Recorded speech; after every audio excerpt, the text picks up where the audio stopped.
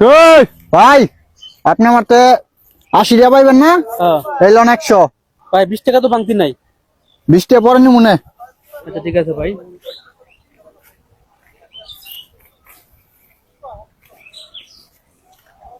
ভাই ভাই হ্যাঁ ভাই, আমার মোবাইলটা বেচুন, আমার খুব ঠেক। মোবাইলটা কিনবেন? কত বেচবেন? এই 30,000 দিন। না আমার 20 আছে, 20 হলে দেন। এত দামের মোবাইল 20 দিমু, আমারও সমস্যা।